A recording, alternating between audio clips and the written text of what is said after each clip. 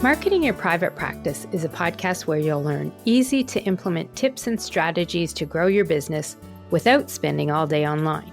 I'm your host, Colaiacovo, and I teach practitioners the Thrive marketing method to create simple and streamlined plans by focusing on long-term strategies, not just social media. Discover ways to spend less time on your marketing, attract more clients, and build the financial freedom that comes with a thriving practice. One where you have time left in your day for the people and things that matter to you.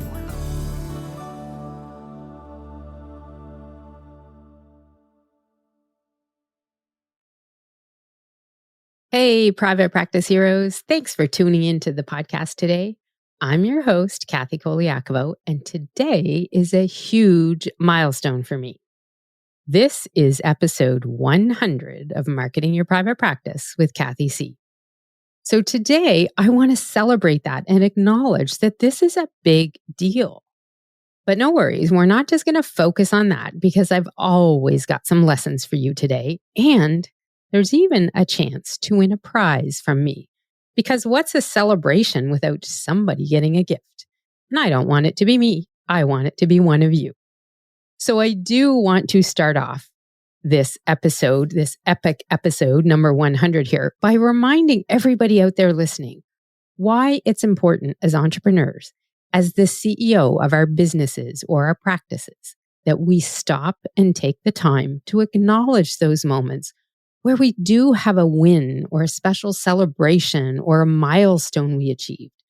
There are so many things out there that you could celebrate, but not many of us do. And I'll be honest, I'm in that boat of I find it hard to celebrate sometimes. You just get so busy with life and family and clients, and it's hard sometimes to actually acknowledge what is a win, because every win, in my opinion, is a win. Small, big, huge, humongous, whatever. Maybe you celebrate 1 year in business, 2 years, 5. Those are very common. Last year, I celebrated 15 years in business because it's a big deal. Maybe you celebrate your 10th client or your 50th one. A lot of people don't think about that, frankly, because a lot of them aren't tracking that kind of thing. I'll be honest, I do track clients and how many I work with, and I'm at 523 one-to-one clients I've worked with since I started my business in 2008. And when you track that kind of stuff, you sometimes see some of those milestones. When you take the time and you make that acknowledgement and you do celebrate, you'll find yourself feeling better about yourself and what you've done. And you'll know sometimes that this is a moment that you have to stop and say, hey, I did a great job. Look what I've done. Look what I've accomplished.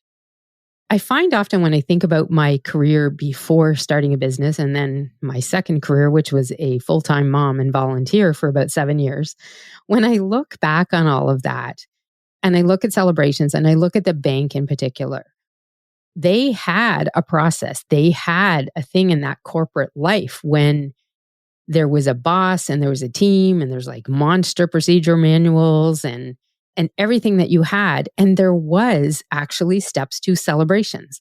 People got certain acknowledgements at, 5 years, 10 years, 25, 35. One of my friends that I started with in the bank, I think she is almost at her 38th year still with the bank.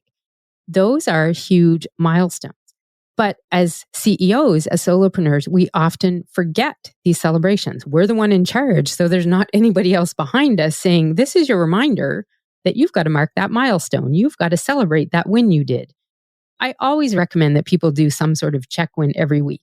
Share a win today. Why don't you? Publicly. Why don't you go on social media and say something that you're proud of, that you had some milestone of some sort. Tag me if you want to on Instagram. I'm Pepper at Marketing. And let me know what it was so I can celebrate with you. Because I really think it's critical we take the time to acknowledge how hard we work as entrepreneurs and private practice owners, as coaches, as service providers. We do a lot and we make an impact on other people. And we need to make sure that we're still taking the time to acknowledge what we're doing, our successes and our wins, big or small. So that's my little diatribe today on celebrating and making sure you acknowledge your accomplishments and your milestones. And so today I'm celebrating because this is the 100th episode of my podcast. 100 episodes. That is something to say, wow, that is a milestone. That is something to celebrate. And so as I was planning out this celebration with myself and now all of you, because I've told you about it on the podcast, have no fear. I'll be telling people about it on social media and my email list too. I'm actually celebrating by taking a vacation with my husband, Marco. And when this comes out, I think we'll have been back from our awesome vacation in Phoenix, Arizona, and Las Vegas. Ha! We're going to have a great time and get away because we both have done a lot in the past year and we deserve to celebrate that. And that's what we're doing. 100 episodes, I will tell you, is a big deal in the podcasting space. There are so many podcasts out there now. I think the tally is over 3 million. But you know what? Only 398,000 of those are active podcasts. Just over 10% are active. And according to a report that I was reading on PodPros, only 6.33% of podcasters make it to 100 episodes. That's why I'm celebrating. I have hit a milestone and you have helped me get there by listening in and making me feel and know and understand that the time I put into the podcast is worthwhile because I know it is making an impact on people and it is helping them. I hear that a lot of the time in my consults. I have a little form when people book with me for a consult and I ask, where did you hear about me? And I'm starting to see more podcast in there versus Google. They're still the top two, but it is really cool to see that. And it is even cooler to hear people quote me back about information and advice I've shared on the podcast. And one thing that I'm really proud of is that number one, I have lasted almost 2 years doing this podcast because most podcasters stop after 6 or 9 episodes. They don't last that far. And number two, I have been very consistent with it. I have not skipped a week in doing this. Now, I'll be honest, podcasting versus blogging can be very challenging, a little harder. To prep a podcast and a newsletter versus a blog and a newsletter takes more time, more tech. So it's not something you dive into easily. It's not something where you think if you can just set up a mic, record yourself, and reach millions of people in a day. It does take a lot of work, but I'm determined to continue because I do hear back how helpful it is to people. And it's also helping me reach the people that are interested in my services. I've had just in the last month, 2 new clients come in who started with me from the podcast. That's how they heard about me first. And now they have signed up either for one of my programs or to do one-on-one coaching and strategy sessions with me. So I'm determined to make this keep on because I know it's making an impact. Plus, it helps me to continue to publish helpful, useful content on my website. I've been blogging every week since 2009. When I started, I'll be honest, I didn't realize the power of putting that content on my website. But that consistent blogging and that consistent content that I've been putting out there is one of the reasons why more than 50% of my consults come from people who have Googled me. They found me online. They found my content, whether it was in my blogs, my podcasts, videos on YouTube. Putting content out there can help you have results like this. So for this 100th episode milestone, what I decided I would do is highlight some of my milestone episodes and share just a couple highlights from each one of them and give you a link to those where you can learn a little bit more about those lessons. So these milestone episodes are the ones that have had the most downloads, which means the most people have listened to them.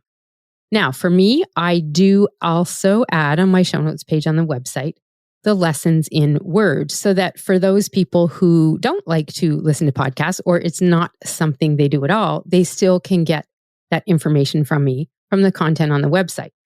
So it's kind of like I have a podcast and a blog, and both of them help me reach people and help Google know I'm still there and relevant to send more people to me to get my help. So I'm going to do a little recap of those top 5 episodes that people have listened to the most, which again is a milestone in itself for me to say. It's pretty awesome that you listeners out there are consistently listening to these particular episodes because they are not recent episodes. I'm looking at the list here I have. They're number 50, 61, 64, 67, and 70. I'm on number 100. So that means one of the most recent popular ones is from 30 weeks ago. Am I doing that math right? I don't have anybody here to check with me, but I'm trying to do head math. I think that's right. I do one a week. Number 100 is today. Number 70 would be 30 weeks ago. And funny enough, that's how blogging works too. You put blogs out now and they'll come back and start to get traction, usually months later down the road. So let's get started with a highlight of the main marketing strategy and lesson learned from these top 5. And I'm going to give you that Cliff Notes version of each one. For you Canadians listening, a Cliff Notes version is like the Coles Notes version. Same idea as just a quick recap of a podcast episode, though, not a book. So here we go. Are you ready? And again, thanks for celebrating with me and listening into these. So the 5th most downloaded episode is number 70. And number 70 is titled, Boost Your Email List with One Simple Post on Instagram. And what that one was all about was helping you grow your email marketing list. And doing this by making sure that you're actually marketing and telling people that you have a lead magnet. Because often people have the lead magnet, they've got things all set up, but the issue that they're having with what they're doing is that they forget to tell people that they do have a lead magnet. They don't include it in their marketing. They don't put what I call lead magnet promotional posts out there. And what I mean by that is you put a short piece of content out on social media with a link back to your website where people can sign up for it. Promote your lead magnet in a post on social media, a lead magnet promotional post. So with these, and the gist of this lesson was sharing one simple post you can do on Instagram if that is your tool of choice for social media. It isn't going to be for everybody, but on Instagram in particular, it's not as easy to put these lead magnet promotional posts out there because for most of us who don't have 10,000 followers or more, we don't have the ability to put a clickable link in our content. So we're always having to say, hit the link in bio, message me a comment. But there is a type of post you can do on Instagram that has a clickable link. And that's what the lesson in episode 70 talks about. And it shows you how to do. And I'm pretty sure that I also did a video on that to show you exactly how to do it. So not only did I have the podcast episode, the content on the website, but I had a follow along video on my YouTube channel to show you how to do it. Because it's a little complicated to explain how to do all these steps to make that happen and give you a step-by-step on how to put these posts on Instagram with a clickable link. And the best part about it was, once you get the hang of it, you can probably do it in under 2 minutes. So definitely listen to episode 70 on how you can boost your email list with one simple post on Instagram. So that was the 5th most downloaded episode. Now, the next one that was downloaded the most is episode 61. Episode 61 was all about how you can reach more people and book more clients by avoiding the number one marketing mistake that I see people doing. So it's a mistake I want to help you avoid, because if you can avoid it, then you'll actually start reaching more people and booking more clients. And one of the things that people are doing is using email marketing and newsletters. But in order to have those newsletters be effective, you need more people opening them. And often in those emails, you're going to have some sort of call to action. Yes, you're going to give them advice and you're going to give them information, and you're going to make sure that, anything you put in there is helpful for that ideal client, who are hopefully all the people on your email list. But you need people to open those emails first. in order for them to read your information and to take action from your calls to action that you've got in there. For a lot of folks, one of the calls to action is going to be book a consult with me, reach out to me, let me help you. So you need as many people opening those emails as possible. So this episode, number 61, helps people fix your marketing strategy and change it a little bit when it comes to your email subject lines so that you can stop making that big mistake everybody tends to do. And instead, you reword those subject lines so that you get more people opening the emails, more people reading the emails. And when you do that, you have the opportunity for more people to reach out and book a call with you. So that is the overview strategy on episode 61. And in there, on that page for it, in the show notes, I do have some samples of how we've changed some of those subject lines for clients in my Thrive Marketing Academy or clients I work with one-to-one. And you can see those samples there to see kind of like the before and the after, and look at why you would get more open rates and more people reading and opening the email by making that change and that shift in how you create and what you put together as your subject line. So be sure you go in and check out episode 61 as well. Now, the next one on the list here is the one marketing activity you should never stop doing. And this is episode 67. And so in episode 67, we are focusing again, I'll be honest, this is a little bit about email marketing and building a list of leads, because every business needs to have a list of leads. Even if you are full and even if you get a lot of your clients from referral business, you can't always assume that that is going to be the case. So you always want to make sure that you are consistently doing lead generation and some basic marketing.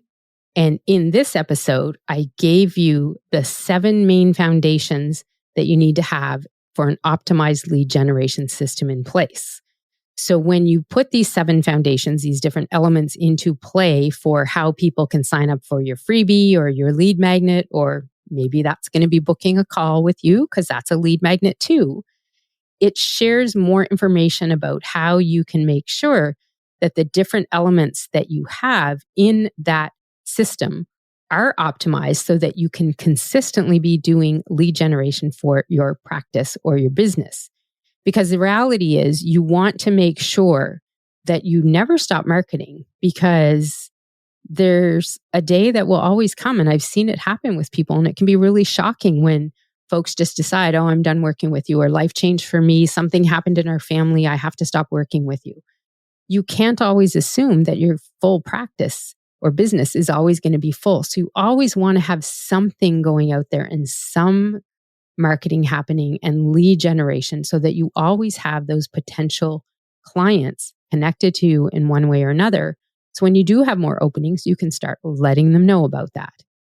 Every business needs to have leads. It's not just for the huge corporations. So you want to make sure that you're doing this too, and that you have these systems set up so that it is easy for you to do, and so that people can find you online and get on your email list. So you have potential folks that you can reach out to as you need and let them know, hey, we've got openings. Hey, we've got this special sale going on. Hey, we've got a new service, whatever it is.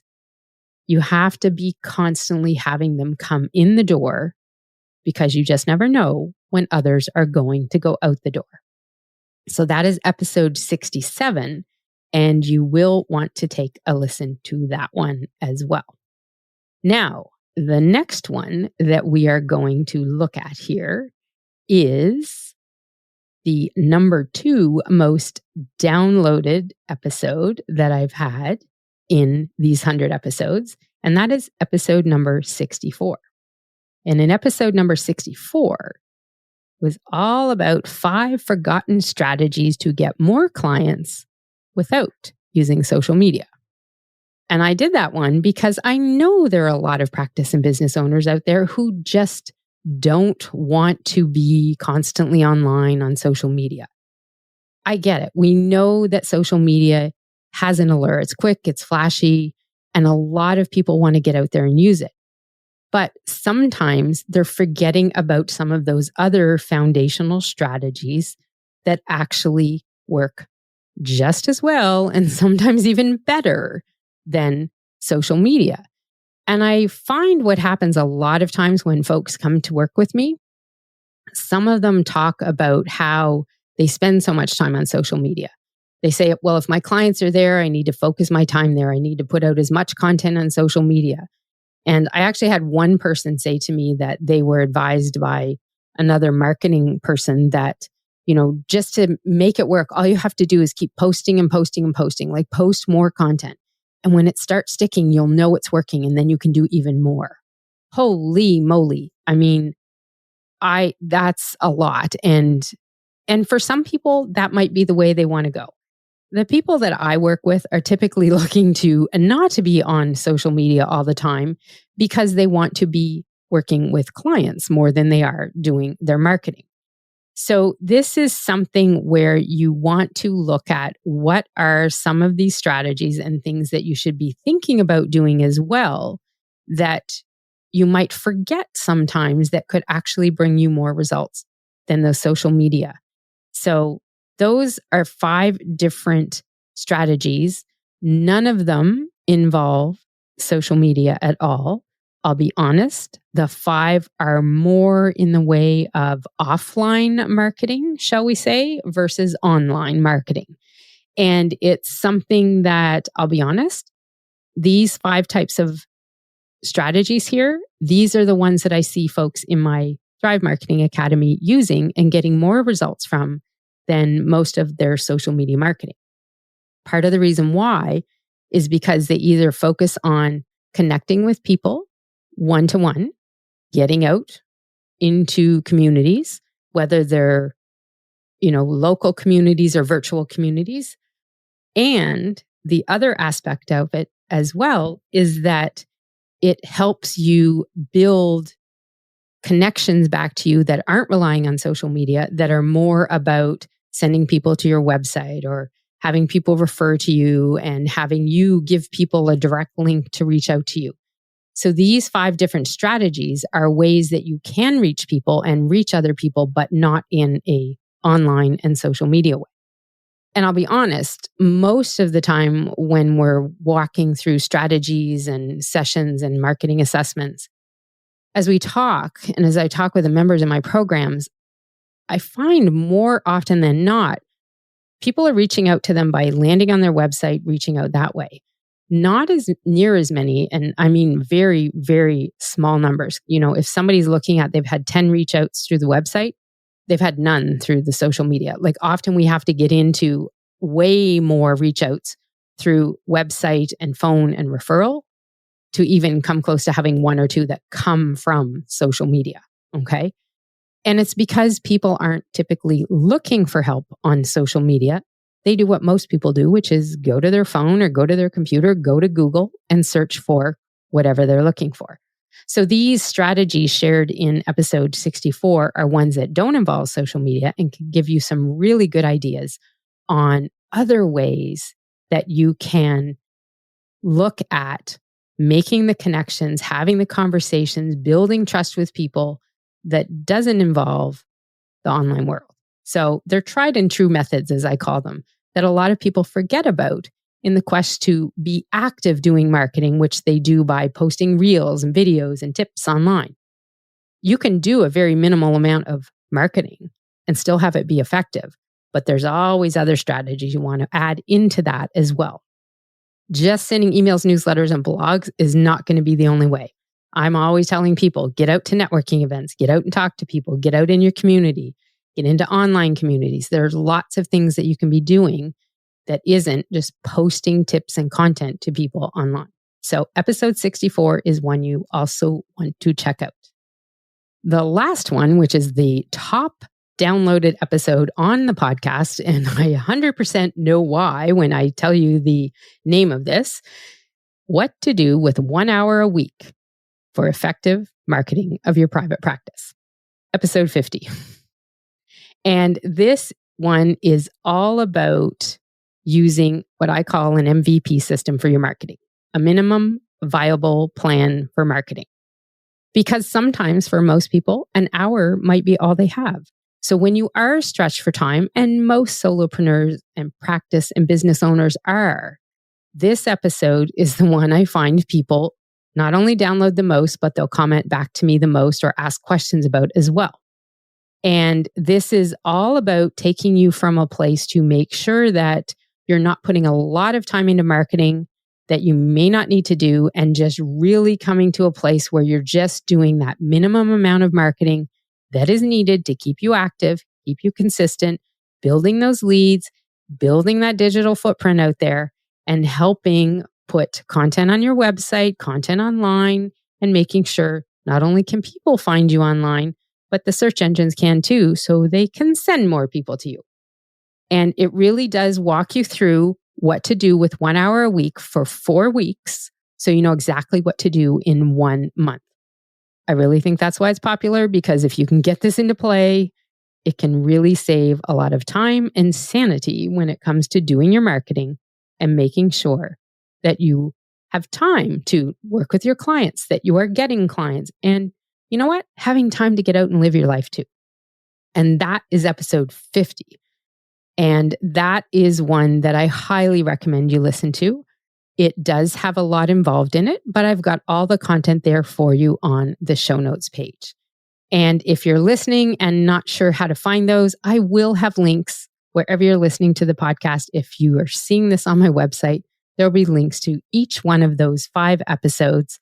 A quick way to remember to get to them is just hit marketingyourprivatepractice.com/ and the number of the episode. So these numbers were 70, 64, 61, 67, and 50. I think I might have mixed up the order, but I know 50 was the top one, because who doesn't want to just spend 1 hour a week on their marketing? And that's what I wanted to share with you today. Just an overview of those top lessons, a recap of the most downloaded and listened to marketing lessons that I have. All of them are geared to help you simplify and streamline your marketing so that you are getting more traffic, getting more leads, getting more results, and more clients, as opposed to wasting time with marketing that's not effective. So you can definitely click the show notes, listen into each one if you haven't already, take some notes. As I said, there's some extra resources on some of them, some how-to videos as well. And you can find them all at marketingyourprivatepractice.com/100. Now, I did promise a prize at the beginning here, and I meant it. So I want to celebrate and give away a gift to somebody. So I do have a product called the Interactive Pricing Calculator. Now, I developed this myself, mainly to help my one-to-one clients determine how they could price their programs and their services and their packages so that they're making a profit. I'll be honest, I created it at the beginning in order to open some people's eyes to what they need to price their services and their group programs at to make a profit. Because when you drill it down and you factor in everything, oftentimes people were really undercharging and not realizing how much they were actually going to make per hour of the time they would put into some of these services. So I created this interactive calculator. It's got all sorts of formulas in it. All you have to do is fill in your numbers and let the formulas show you optimal pricing so that you make a profit. It can help you really figure out and understand, if I ran this program at this price and I put this time into it, how much money am I going to make?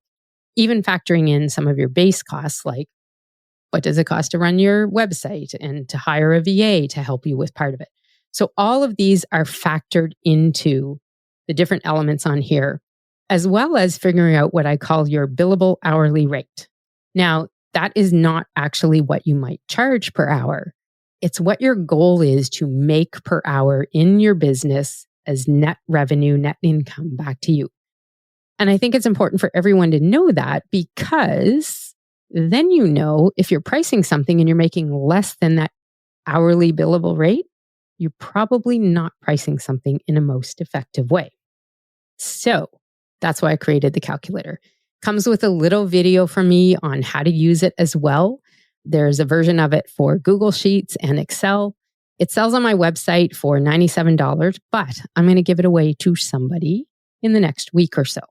Well, actually, not the next week. You have until June 18th to be able to get your entry in. So there are two ways you can get your name in the draw to do this. One, visit I call it my SpeakPipe page, SpeakPipe, I can't say that straight, and leave me a voice message with your name, your email, and your phone number. And I want you to share one thing you have learned from my podcasts or my newsletters. And that sharing of that on the voice message will get your name in the draw.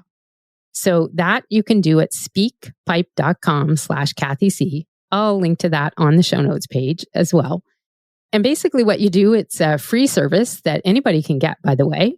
You just go on there. It's all set up for me. You click a button and you record yourself. So you do need a mic on whatever you're visiting this on, whether it's your desktop or your mobile device. You hit play, record your message, make sure you leave your name, email, and phone number so I know who is getting entered in, that I can pick the names from and award the prize to, please.